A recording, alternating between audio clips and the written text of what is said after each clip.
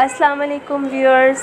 In our previous video we have discussed some branches of biology and now we are discussing the remaining part of the branches. So let's start.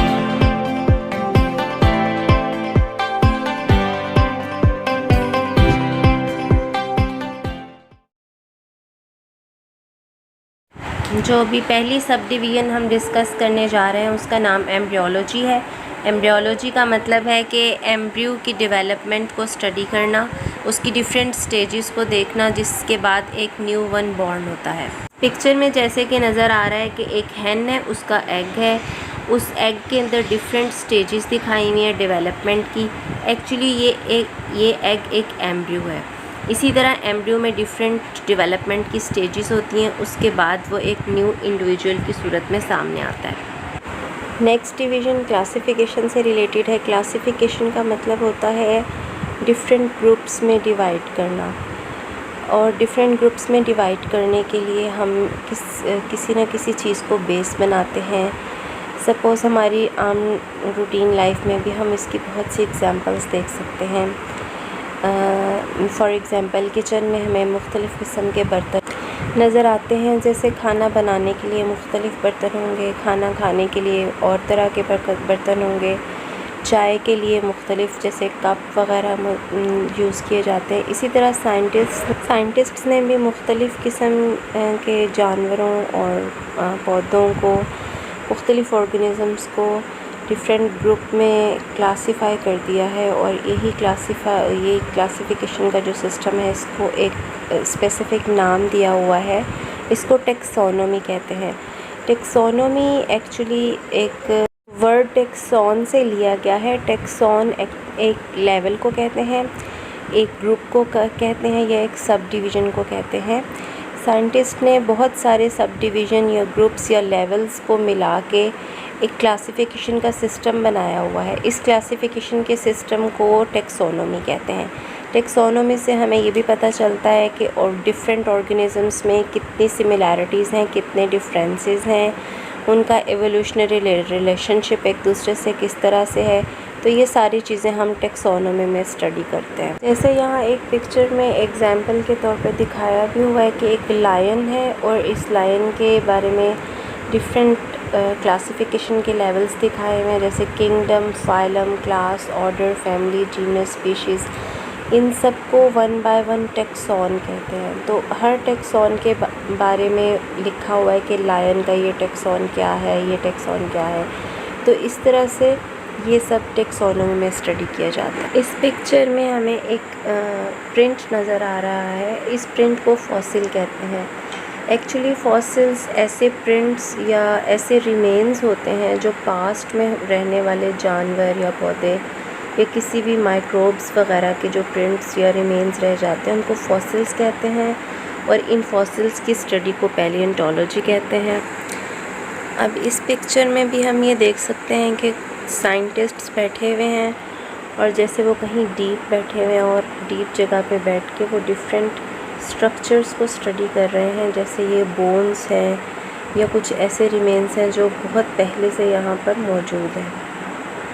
अब जैसे इस picture में दिखाया हुआ है कि एक डायनासोर की बॉडी, डेड बॉडी, उसकी बोन्स पड़ी हुई हैं ज़मीन के नीचे, डिफरेंट लेयर्स के नीचे पड़ी हुई हैं। इसी तरह से मुख्तलिफ़ किस्म के ऑर्गेनिज़म्स के रिमेन्स, उनकी बोन्स या प्रिंट्स वग़ैरह रह जाते हैं, उनको फॉसिल्स कहते हैं, और इनको स्टडी करना पैलियोंटोलॉजी कहलाता है। नेक्स्ट डिवीज़न पैरासाइटोलॉजी है। पैरासाइटोलॉजी में हम पैरासाइट्स को स्टडी करते हैं।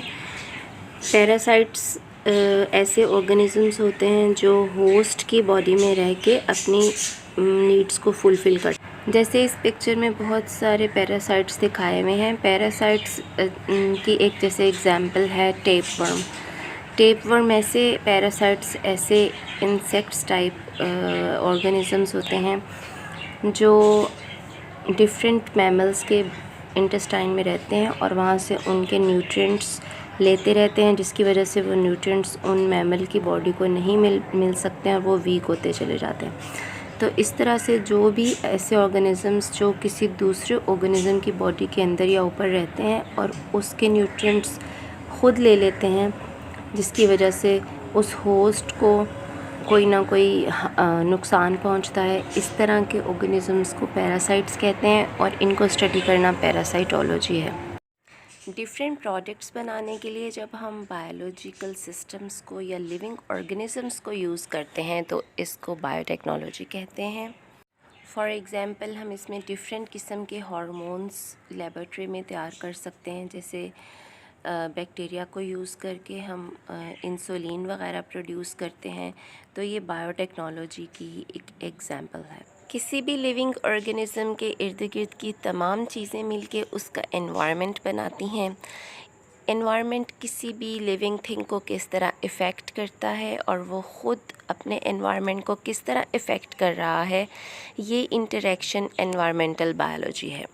डिफरेंट एनिमल्स जो सोसाइटीज़ बनाकर रहते हैं, वो सोसाइटीज़ में किस तरह से एक दूसरे से बिहेव करते हैं, उनका इंटरेक्शंस एक दूसरे के साथ किस तरह से होता है, इसको सोशियो बायोलॉजी कहते हैं। जैसे डिफरेंट एनिमल्स अपने हंटिंग के लिए एक दूसरे की, इसके अलावा लाइफ की जितनी भी और नेसेसिटीज़ हैं, अपनी फूड के लिए, अपने हैबिटेट के लिए एक दूसरे के साथ किस तरह इंटरेक्शन करते हैं, ये सब स्टडी सोशियो बायोलॉजी है। हमारे एनवायरनमेंट में हर वक्त इर्द गिर्द माइक्रोब्स पाए जाते हैं। माइक्रोब्स मींस ऐसे माइक्रो ऑर्गेनिज़म्स जो हमारी बॉडी को इन्वेड कर सकते हैं, हमारी बॉडी में आकर उसको मुख्तलिफ़ तरह से नुकसान पहुंचा सकते हैं। हमारी बॉडी के अंदर ऐसा ऑटोमेटिक एक सिस्टम बनाया गया है जिसकी वजह से हमारी बॉडी ऑटोमेटिकली इन माइक्रोब्स के अगेंस्ट फ़ाइट करती है और अपने आप को इन माइक्रोब्स के होने वाले नुकसान से महफूज कर सकती है। इस एबिलिटी को इम्यूनिटी कहते हैं। इस इम्यूनिटी को किस तरह से क्रिएट किया जा सकता है, बढ़ाया जा सकता है और इसको किस किस तरीके से यूज़ किया जा सकता है, ये सब चीज़ों को स्टडी करना इम्यूनोलॉजी है। इंसेक्ट्स की स्टडी एंटोमोलॉजी है।